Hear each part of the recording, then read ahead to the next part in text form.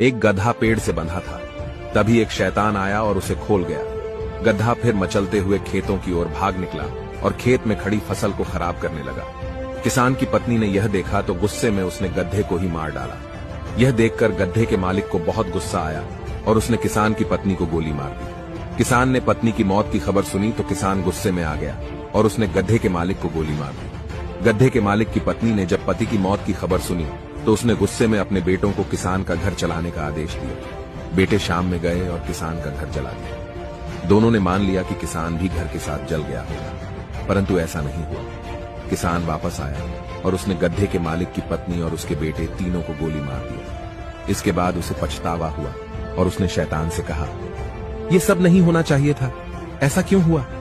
शैतान बोला, मैंने कुछ नहीं किया, मैंने तो सिर्फ गधे को खोला था और बाकी तुम सबने रिएक्ट किया, ओवररिएक्ट किया और अपने अंदर के शैतान को बाहर आने दिया और आपस में लड़ने लगे। निष्कर्ष, कई बार शैतान हमारे बीच सिर्फ गधा छोड़ता है और बाकी विनाश हम खुद कर लेते हैं। और हाँ, ऐसे ही वैल्यूएबल वीडियो के लिए हमें फॉलो भी इस कहानी को सुनने के बाद आप जो चाहोगे वो पाओगे। एक साधु एक नदी किनारे डेरा डाल के रहता था और वह दिन भर बस एक बात ही दोहराता रहता कि जो चाहोगे वो पाओगे। उसके आसपास से गुजरने वाले लोग उसे पागल समझते थे। एक बार उस साधु के पास से एक बेरोजगार लड़का गुजर रहा था। उस लड़के ने साधु को बोलते सुना कि जो चाहोगे वो पाओगे।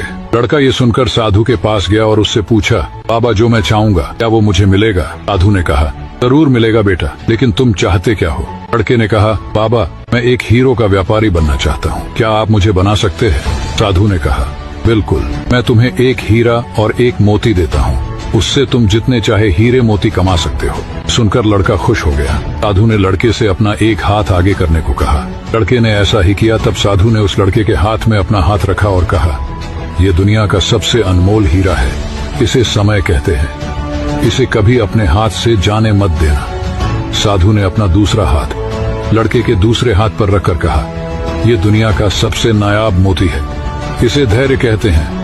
जब किसी काम में पर्याप्त समय देने के बाद भी परिणाम न मिले तो इस धैर्य नामक मोती को धारण कर लेना।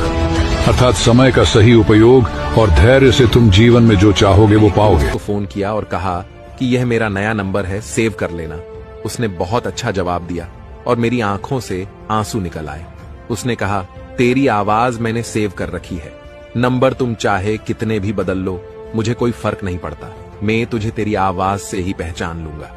ये सुन के मुझे हरिवंश राय बच्चन जी की बहुत ही सुंदर कविता याद आ गई। अगर बिकी तेरी दोस्ती तो पहले खरीदार हम होंगे, तुझे खबर ना होगी तेरी कीमत, पर तुझे पाकर सबसे अमीर हम होंगे। दोस्त साथ हो तो रोने में भी शान है, दोस्त ना हो तो महफिल भी शमशान है। सारा खेल दोस्ती का है ए मेरे दोस्त, वरना जनाजा और बारात एक ही समान है। दोस्तों, अपने प्यारे दोस्तों को शेयर जरूर करें। और हाँ, ऐसे ही वैल्यूएबल वीडियो के लिए हमें फॉलो भी कर ले।